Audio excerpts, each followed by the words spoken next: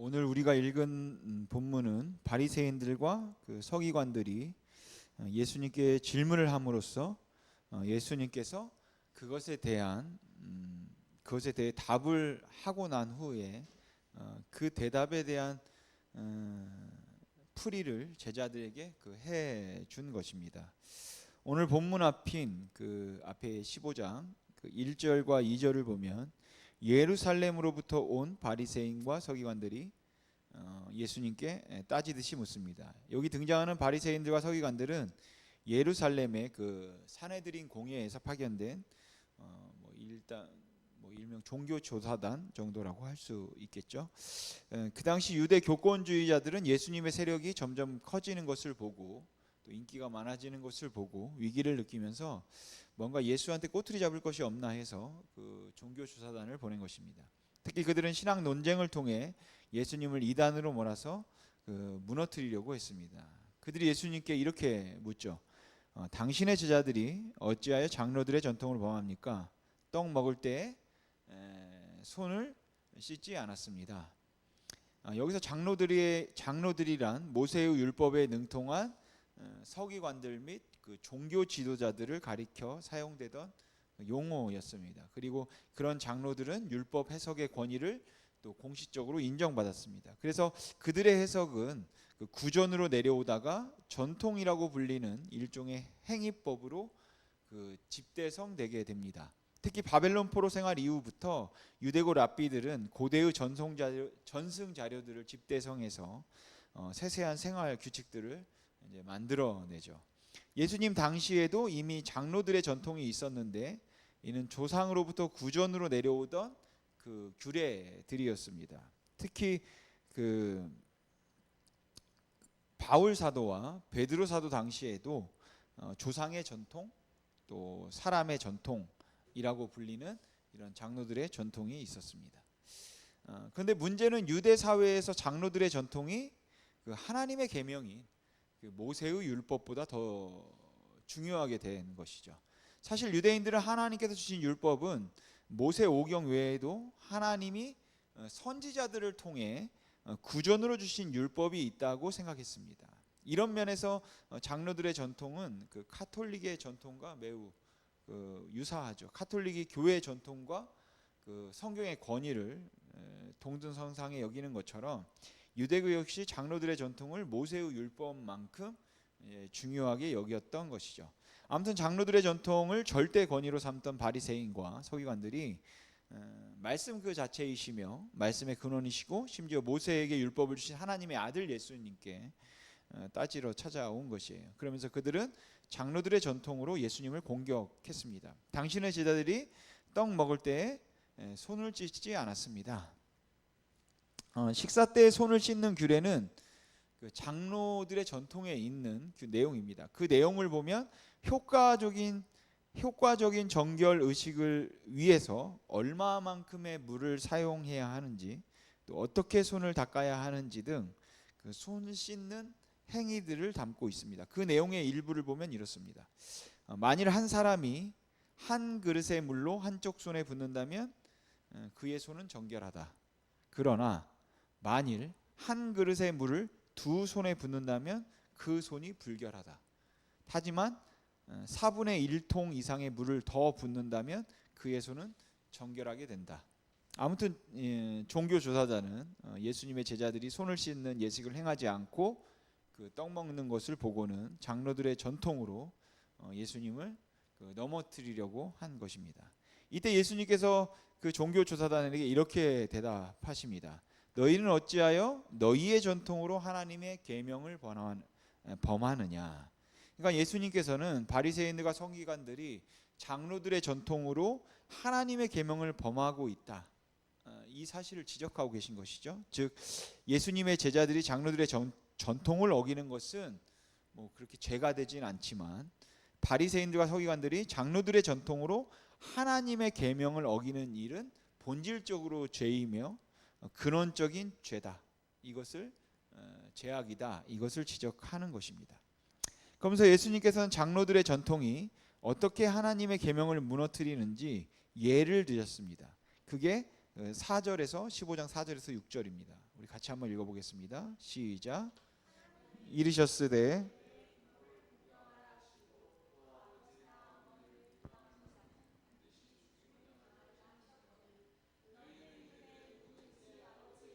어머니에게 말하기를 내가 드려 유익하게 할 것이 하나님께 드림이 되었다고 하기만 하면 그 부모를 공경할 것이 없다 하여 너희의 전통으로 하나님의 말씀을 폐하는도다. 아멘. 지금 예수님께서 예로 드신 장로들의 전통은 고르반이라는 서약입니다. 이것은 하나님께 어떤 돈을 드리기로 서약하면 그 돈은 이미 누구 거냐면 하나님 것이니까 그 돈으로는 부모라도 부양할 수 없다. 이 규칙이에요. 이러한 규칙은 하나님 앞에 서원했으면 반드시 지키라는 구약의 가르침에서 나온 것인데 랍비들은 더욱 구체적으로 하나님께 헌물을 서원한 경우 그 헌물을 어떻게 해야 하는지 상세한 규칙을 만든 것입니다. 즉 어떤 금액의 돈을 하나님께 서원했으면 그 돈은 하나님의 것이니 하나님께만 바쳐야 하지 어떤 상황에서도 그 돈을 다른 용도로 써서는 안 된다라는 것이에요. 그러니까 부모에게 돈을 주고 싶지 않으면 그 돈을 고르반 해버리는 거예요. 그러면 이제 그리고 뭐 안 바치는 게 아니라 성전에 갖다 바치죠. 그리고 나중에 부모가 죽고 나면 어느 정도 벌금을 물고 다시 찾을 수 있습니다. 그 돈을. 따라서 돈이 아까워서 부모 봉양을 원하지 않는 자들은 그 돈을 고르반 이렇게 하는 것이죠. 그리고 이제 하나님께 드렸으니까 부모에게 줄 수 없다. 이렇게 부모 봉양을 거부했던 겁니다. 결국 고르반 규칙을 통해 유대인들은 합법적으로 부모를 봉양하지 않고 부모에게 순종하지도 않을 수 있었던 것입니다. 이는 장로들의 전통인 고르반 규칙이 하나님의 계명이 십계명의 제5계명 그리고 그 계명에 대한 성경적 해석을 노골적으로 위배하는 것임을 보여주는 것입니다. 그래서 예수님께서는 너희의 전통으로 하나님의 말씀을 폐하도다라고 말씀하신 것이에요. 여기 폐하도다의 원어적 뜻은 권위를 빼앗아 내쫓다라는 의미입니다. 이 표현은 법률 용어로서 어떤 더 높은 권위로 지금까지의 명령이나 유언을 취소 또는 무효화시키는 것을 말합니다. 즉 유대인들은 그 장로들의 전통, 조상들의 전통을 절대시함으로써 그 전통으로 하나님의 말씀을 취소하고 더 나아가 무효화시켰다라는 것이죠. 그러니까 이것이 얼마나 악한 일인 것입니까? 그러면 여러분 왜 장로들의 전통이 세월이 지나면서 하나님의 계명을 노골적으로 폐하는 악한 전통이 되었을까요? 그 원인에 대한 예수님의 최종 진단은 인간의 마음이 본래부터 부패하였기 때문이다라는 것입니다. 예수님의 최종 진단은 특히 마음 중심이 하나님을 향하지도 않으면서 사람들 앞에서는 하나님을 섬기는 것처럼 위선으로 행하기 때문이다라는 것이죠. 그리고 이러한 위선이야말로 인간의 마음이 철저하게 부패하였음을 보여주는 가장 분명한 증거라고 말씀하신 것입니다. 이에 예수님께서는 이사야의 글을 인용하여 그들의 부패한 마음을 드러내십니다. 마태복음 15장 7절에서 9절 말씀 우리 같이 한번 읽어보겠습니다. 시작. 외식하는 자들아 이사야가 너희에 관하여 잘 예언하였도다. 일러스되 이 백성이 입술로는 나를 공경하되 마음은 내게서 멀도다. 사람의 계명으로 교훈을 삼아 가르치니 나를 헛되이 경배하는도다 하였느니라 하시고. 아멘. 이처럼 사람은 지극히 타락하였기 때문에 마음이 변하지 않고도 얼마든지 위선적으로 신앙적인 쇼를 할 수 있다라는 것이에요. 그러면서 예수님께서는 10절부터 보면 듣고 깨달아라. 입으로 들어가는 것이 사람을 더럽게 하는 것이 아니라 입에서 나오는 그것이 사람을 더럽게 하는 거다. 이렇게 말씀하십니다. 이 의미는 바리새인들은 부패한 마음을 소유하였음에도 불구하고 그렇지 않은 것처럼 장로들의 전통으로 자신을 포장하며 감추었다라는 의미이고 그들이 하는 말과 행동을 볼 때 결국 그들의 더러운 마음이 드러난다. 이런 의미입니다. 이러한 예수님의 대답을 들은 예루살렘 조사단의 모습이 심상치 않았던 것 같습니다. 그래서 제자들은 예수님에게 바리새인들이 이 말씀을 듣고 걸림이 된 줄 아시나이까? 라고 말합니다. 이 말은 바꿔 말하면 이런 뜻입니다. 주님, 바리새인들이 지금 주님의 말씀을 듣고 붕괴한 것 아시죠? 그러니까 예루살렘 주사단은 자신들의 위선이 탄로남으로 인해서 대단히 분노했고 제자들이 보아도 알 정도로 이제 그 모습을 감출 수 없었던 것이죠. 이때 예수님께서 제자들에게 이렇게 대답하십니다. 심은 것마다 내 하늘 아버지께서 내 하늘 아버지께서 심으시지 않은 것은 뽑힐 것이니 그냥 두라. 그들은 맹인이 되어 맹인을 인도하는 자로다. 만일 맹인이 맹인을 인도하면 둘이 다 구덩에 빠지니라. 여기서 맹인은 누구입니까? 여기서 맹인은 인간의 욕심을 채우기 위해 하나님의 말씀을 왜곡시키는 거짓 교사들, 즉 바리새인들과 서기관들을 말하는 것이에요. 그들은 하나님을 주여 주여 부르는 이유는 그들이 하나님을 부르는 이유는 단 한 가지 이유였습니다. 바로 자신의 욕심을 채우기 위해서. 그 욕심은 자기 의일 수도 있고 자기 이익일 수도 있고 자기의 기득권을 유지하는 것일 수도 있습니다. 아무튼 자기가 아닌 하나님이 아닌 자기를 더 드러내려는 마음인 것이죠.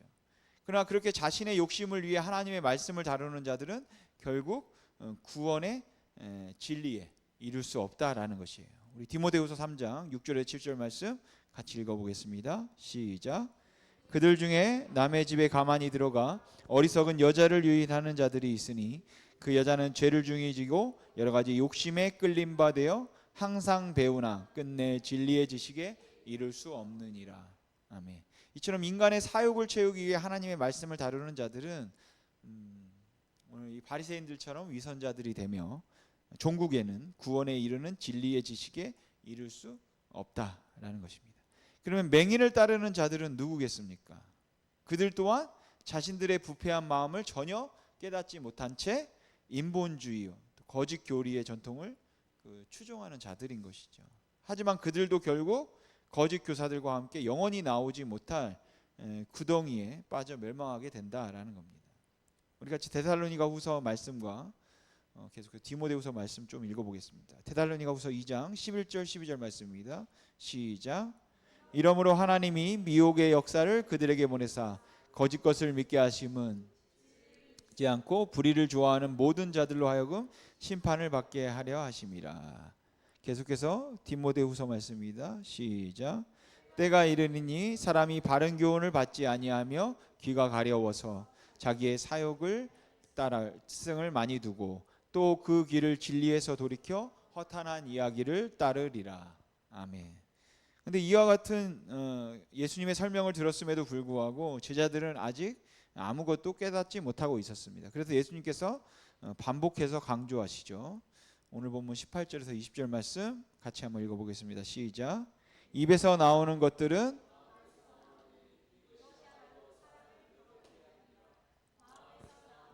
악한 생각과 살인과 간음과 음란과 도둑질과 거짓 증언과 비방이니 이런 것들이 사람을 더럽게 하는 것이요 씻지 않은 손으로 먹는 것은 사람을 더럽게 하지 못하느니라. 아멘. 마찬가지로 구약의 에레미야 선지자도 이렇게 선포합니다. 에레미야 17장 말씀 같이 한번 읽어보겠습니다. 시작. 만물보다 거짓되고 심히 부패한 것은 마음이라. 누가 능히 이를 알리오마는 나 여호와는 심장을 살피며 폐부를 시험하고 각각 그의 행위와 그의 행실대로 보응하나니. 아멘. 결국 예수님의 답변은 인간의 부패한 마음이 가장 큰 문제다. 그런데 이 사실을 인정하지 않고 하나님의 말씀을 논하는 것은 바리새인들이 부패한 마음을 그 장로들의 전통으로 가리고 마치 거룩한 척 행세하는 것처럼 지독한 위선이다라는 것이에요.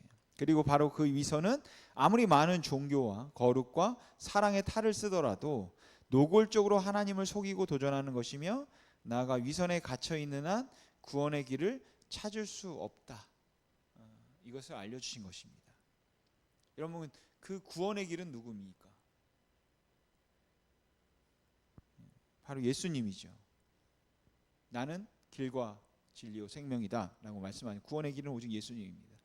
그러니까 그런 전통에 의해 눈이 가려지고 또 귀가 가려지고 마음이 가려진 그 종교 지도자들은 어떻게 됐습니까? 결국 예수님을 믿지 않고 예수를 십자가에 못 박았죠. 여러분, 예수님께서 이 땅에 왜 오셨습니까? 예수님이 이 땅에 오신 이유는 우리를 죄로부터 구원하시기 위함입니다.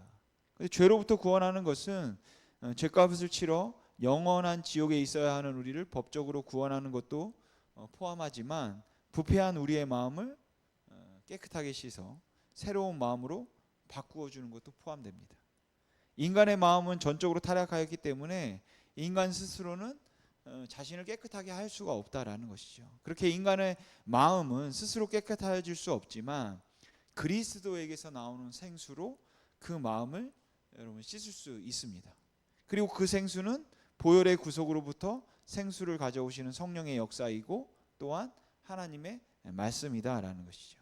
그러니까 인간의 마음은 그리스도의 보혈을 선포하는 하나님의 말씀, 즉 복음을 통해 성령의 역사가 나타남으로 깨끗하여지는 것입니다. 그러니까 부패한 마음을 지닌 불신자가 성령으로 거듭나서 그 마음이 깨끗하여지는 사건은 정말 이 세상에서 가장 엄청난 사건이며 이 우주에서 가장 불가능하고 힘든 사건이다라는 것이에요. 그러나 하나님은 전능하시기 때문에 부패한 인간의 마음을 깨끗하게 하는 그 일을 하시는 것입니다. 그리고 하나님께서 당당하게 그 일을 하실 수 있는 이유는 예수 그리스도께서 십자가에서 그의 보혈로 이 세상의 죄를 담당하셨기 때문인 것이죠. 특히 예수 그리스도께서는 십자가에서 자기 백성을 위해 구속을 성취하신 이후에 부활 승천하셔서 하나님 보좌 우편에 앉아 우리에게 성령을 보내주셨습니다. 물론 구약에서도 하나님은 미래에 있을 십자가의 구속을 담보로 하여 특별한 사람들에게 성령을 보내주셨죠. 예를 들면 제사장과 선지자와 왕은 성령으로 기름 부음을 받을 수 있었습니다. 그러나 주께서 택한 모든 백성에게 성령을 보내셔서 그들의 마음을 바꾸시는 역사는 십자가의 구속이 완성됨으로 가능하게 된 그 사도행전 2장에 성령 강림 사건 나오는데 그 사건 이유다라는 것이죠. 따라서 성령의 강림 사건은 그 에스겔 선지자의 예언의 성취입니다. 에스겔 36장 26절에서 27절 말씀 우리 같이 읽어보겠습니다. 시작. 또 새 영을 너희 속에 두고 새 마음을 너희에게 주되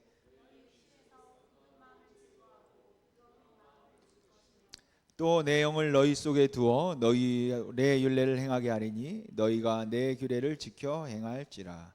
아멘. 여러분, 성령으로 새 마음을 받으셨습니까? 여러분, 이 손으로 가득한 사람은 자신의 부패함을 인정하지 않고 예수 그리스도를 거부하지만 나는 죄인입니다 라고 인정하며 회개하는 자들을 향해 우리 주 예수님께서는 두 팔을 벌리십니다. 그리고 그들에게 깨끗하고 아름다운 그 선한 새 마음을 주신다라는 것이죠. 그래서 예수님께서 이렇게 말씀하시는 것이죠. 우리 마태복음 2장 17절 말씀, 마가복음 2장 17절 말씀 같이 읽어보겠습니다. 시작. 예수께서 들으시고 그들에게 이르시되 건강한 자에게는 의사가 쓸데없고 병든 자에게야 쓸데있느니라. 나는 의인을 부르러 온 것이 아니요 죄인을 부르러 왔노라 하시니라. 아멘. 병든 자에게만 의사가 있는 거예요. 죄인을 자각하는 자만이 예수가 필요한 것입니다. 이때 팔을 벌리신 예수님의 품에 안기는 자들은 주님으로부터 새 영을 받아 새롭게 지어진 새 마음, 아름다운 마음을 지니게 된다라는 것이죠. 그 마음을 지닐 때만이 우리 입에서 생명의 선한 말이 나오고 우리의 삶 역시 그리스도의 생명에서 나오는 참된 거룩과 또 사랑의 삶이 될 수 있는 것입니다. 그리고 우리의 성품은 새 마음을 지키는 한 세월이 지나면 지날수록 계속해서 온전한 그리스도의 성품을 닮아가게 된다라는 것이죠. 그래서 하나님께서는 당신의 백성들에게 마음을 지키라 말씀하시는 겁니다. 모든 지킬 만한 것 중에 더욱 내 마음을 지켜라. 이 말은 모든 부지런함과 경계와 노력과 깨어있는 자세로 다른 무엇보다 마음을 지키는 일에 온 힘을 다해라 라는 의미입니다. 여러분, 계속 쉬지 말고 마음을 지키시고 잠시도 방심하지 마십시오. 보초가 잠깐 조는 사이에 원수가 경계선을 넘어서 왕을 죽일 수 있습니다. 방심하는 가운데 원수가 기선을 잡고 온갖 무서운 일을 저지를 수 있습니다. 그러니까 우리는 쉬지 말고 방심하지 말고 마음을 지켜야 하는 것이에요. 여러분, 거듭난 신자가 깨끗하여진 마음을 지키고 보호하는 것은 신앙생활의 본분입니다.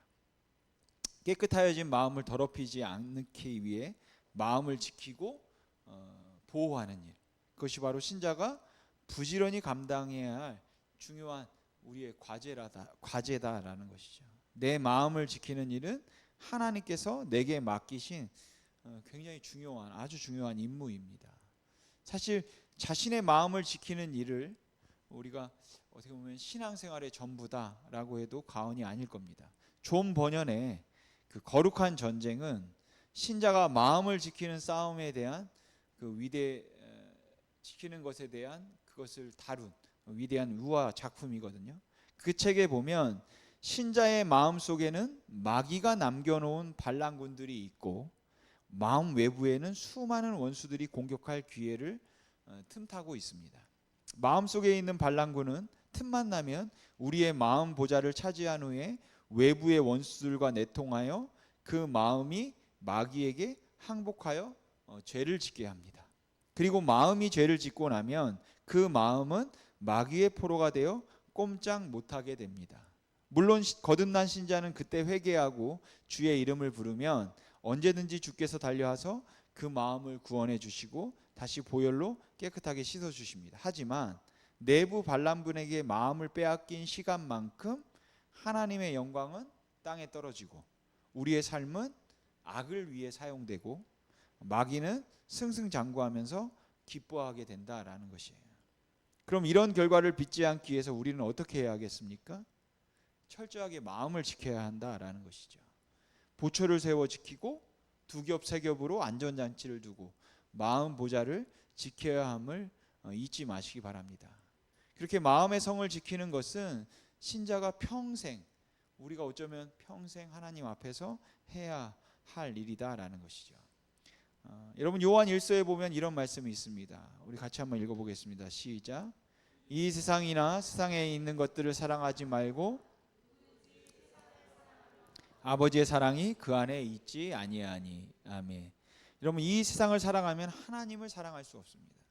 그래서 궁극적인 목적이 사람들의 영광을 구하는 자들과 이 세상의 안녕, 이 세상의 안녕을 추구하는 자들은 결국 바리새인들처럼 하나님을 대적하게 되어 있습니다. 왜냐하면 인간의 부패한 마음은 가만히 두면 이 세상에 속한 것들을 하나님 자리에 두고 이제 섬기기 때문이다라는 것이죠. 즉 이 세상의 것들이 인간의 부패한 마음의 우상이 됨으로써 그 마음에는 하나님을 진심으로 둘 수 없게 된다라는 것이에요. 그러니까 부패한 마음은 진심으로 하나님을 사랑할 수 없으며 하나님께 진실할 수 없는 것입니다.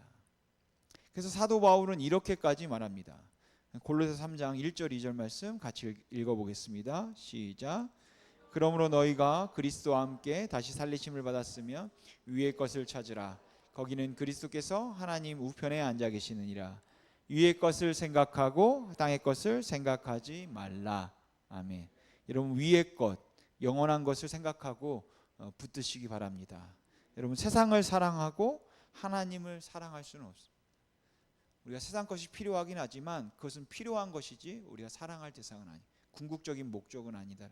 우리의 궁극적인 목적은 저 하늘에 있는 것입니다. 여러분, 사람이 심은 것, 세상의 것은 결코 영원할 수 없습니다. 영원한 것은 오직 하늘 아버지께서 심으신 것만이 영원한 것이에요. 아버지께서 심으시지 않은 것은 뽑힌다. 오직 아버지께서 심으신 것만이 영원한 겁니다. 하나님의 말씀에 서 있지 않은 인간의 전통과 그릇된 교리들은 다 뽑힐 겁니다. 그러한 거짓을 따르는 부패한 마음의 소유자들도 똑같이 다 뽑힐 것이고, 그렇게 땅에서 뽑힌 것들은 어디에 던져지겠습니까? 영원한 불못에 던져지는 겁니다. 그러나 하나님을 향해 진실한 자들, 하나님을 진실한 마음으로 사랑하는 자들, 거짓된 교리를 따르지 않고 영원한 하나님의 말씀을 붙드는 자들, 그들은 뽑히지 않을 거다라는 것이죠. 왜냐하면 주께서 보내신 성령께서 친히 그들을 인도하실 것이기 때문입니다. 베드로전서 2장 1장 23절에 25절은 이렇게 말씀하는데 우리 같이 한번 읽어보겠습니다. 시작. 너희가 거듭난 것은 썩어질 씨로 된 것이 아니요 썩지 아니할 씨로 된 것이니 살아있고 항상 있는 하나님의 말씀으로 되었느니라. 그러므로 모든 육체는 풀과 같고 그 모든 영광은 풀의 꽃과 같으니 풀은 마르고 꽃은 떨어지되 오직 주의 말씀은 세세토록 있도다 하였으니 너희에게 전한 복음이 곧 이 말씀이니라. 아멘. 예. 오직 주의 말씀만 영원한 것이, 오직 그 복음만이 영원한 거예요. 마지막으로 우리가 반드시 알아야 하는 것은 자신의 마음을 지키는 일은 우리의 본분입니다. 우리의 본분이지만 그 일은 우리의 한계를 넘어선다는 사실이에요. 즉 신자 스스로 마음을 지키는 것은 가능하지 않다라는 것이죠. 그 일은 마치 우리가 강물의 흐름을 거꾸로 흐르게 하는 것과 물을 거꾸로 높은 곳으로 흐르게 하는 것과 같다라는 것이. 즉 우리의 의지와 절제로는 결코 내 마음을 지킬 수 없습니다. 그럼 어떻게 해야겠습니까? 오늘 예수님께서 말씀하시려는 의도는 신자가 마음을 지키는 것은 당연한 의무지만 그 마음을 지키는 능력은 하나님과의 관계에서 나온다라는 것이에요. 그 능력이 어디서? 하나님으로부터 나온다라는 것이에요. 그럼 무엇을 통해서 나오겠습니까? 그리스도의 보혈을 통해 부활의 능력으로부터 나오는 것입니다. 그러니까 마음을 지키는 능력은 예수 그리스도의 십자가의 은혜, 부활을 통한 구원의 완성, 그것을 통해서 오는 하나님의 은혜다라는 것이에요. 즉 그리스도 안에 있는 은혜가 우리의 마음을 지키는 것입니다. 그래서 요한복음에 보면 예수님께서 가지가 나무에 붙어 있어야만 마음을 지킬 수 있다라고 하십니다. 그러할 때 그에게 생명의 근원이 나오는 일, 참 열매를 얻게 될 거다 이렇게 말씀하시거든요. 우리 같이 한번 읽어보겠습니다. 시작. 너희는 내가 일러준 말로 이미 깨끗하여졌으니 내 안에 거하라 나도 너희 안에 거하리라. 가지가 포도나무에 붙어 있지 아니하면 스스로 열매를 맺을 수 없음 같이 너희도 내 안에 있지 아니하면 그러하니라. 나는 포도나무요 너희는 가지라. 그가 내 안에 내가 그 안에 거하면 사람이 열매를 많이 맺나니 나를 떠나서는 너희가 아무것도 할 수 없음이라. 사람이 내 안에 거하지 아니하면 가지처럼 밖에 버려져 마르나니 사람들이 그것을 모아다가 불에 던져 사르느니라. 아멘. 여러분 가지는 나무에 붙어 있고 우리가 좋은 열매를 맺기 위해서 가지 끝 열매가 맺는 곳에만 신경을 쓰다 보면 가지는 말라버려요. 그러나 가지가 나무에만 잘 붙어 있고 영양 공급만 잘 받으면 좋은 열매는 자연적으로 맺히는 겁니다. 우리도 마찬가지로 우리가 선한 일을 얼마나 할까 그 우리가 하는 일에만 우리가 너무 집중하다 보면 우리가 하나님에게 붙어 있는 데는 떨어져 있을지도 모른다라는 것이죠. 그리고 그 마음은 메말라 버릴 수도 있는 것이죠. 여러분 마음으로부터 삶이 나오는 겁니다. 우리가 삶에 집중할 게 아니라 우리의 마음이 하나님께 붙어 있는가 여기에 집중해야 될 걸로 믿습니다. 삶이 아름다울 것인지 아니면 악할 것인지는 이런 마음으로부터 결정되는 것이에요. 악한 말을 할지 선한 말을 할지는 마음에 달려 있습니다. 악행을 저지를지 그렇지 않을지는 마음의 일이다라는 것이죠. 그러니까 마음에서 시작한다라는 것이에요. 그래서 행동과 말은 마음이 생각하는 것을 수행하는 현상일 뿐입니다. 그러니까 예수님께서 이렇게 말씀하시는 것이죠. 우리 마태복음 말씀 같이 한번 읽어보겠습니다. 시작. 나무도 좋고 열매도 좋다 하든지 나무도 좋지 않고 열매도 좋지 않다 하든지 하라. 그 열매로 나무를 아느니라. 독사의 자식들아 너희는 악하니 어떻게 선한 말을 할 수 있느냐. 이는 마음에 가득한 것을 입으로 말함이라. 선한 사람은 그 쌓은 선에서 선한 것을 내고 악한 사람은 그 쌓은 악에서 악한 것을 내느니라.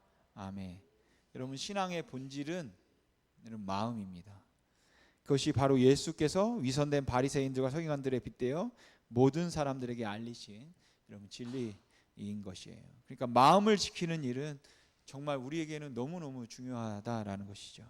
그러나 마음을 지킬 수 있는 은혜가 그 은혜는 우리 안에는 없어요. 그러니까 그리스도께 나아가 그분으로부터 우리가 은혜를 받아야 되는 것이고 그 은혜 안에 거해야 하는 것입니다. 그래서 우리는 이를 위해서 쉬지 않고 기도해야 하는 것이고 언제나 말씀을 가까이 하고 믿음의 동역자들과 또 우리가 복음의 대화, 경건의 대화를 나눠야 하는 것이에요. 왜냐하면 그래야 우리 마음이 믿음에 의해 그리스도 예수 안에 계속 거할 수 있기 때문입니다. 그리고 그것이 바로 마음을 지키는 것입니다. 더불어 마음을 지키는 자는 거룩과 사랑의 생명이 나타나는 영생을 누리며 나아가 다른 사람들에게도 또 영생을 나누어 주는 그 삶을 살게 된다라는 것이죠. 세상 사람들로 하여금 지옥에 가지 못하도록 만류하며 천국의 삶과 천국의 아름다움을 이제 증거하는 겁니다. 삶으로 증거하는 것이죠. 그리고 이러한 삶이 바로 복음의 능력을 나타내는 삶이다라는 것을 여러분들이 잊지 마시기 바랍니다. 그래서 우리가 이 시간 같이 다짐했으면 좋겠습니다. 우리 화면 보시고 우리 같이 한번 외쳐보겠습니다. 시작. 온 힘을 다해 내 마음을 지키자. 주께서 마음을 지킬 수 있도록 주신 은혜를 놓치지 않고 그 은혜를 붙들자. 내 말과 삶이 영생을 전하는 도구가 되자.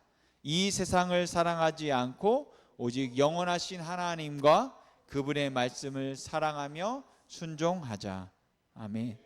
바라기는 오늘 이후로 더욱 온 힘과 정성과 뜻을 다해 예수 그리스도의 은혜 가운데 마음을 지키는 저와 여러분이 되기를 주님의 이름으로 소망합니다. 기도하겠습니다.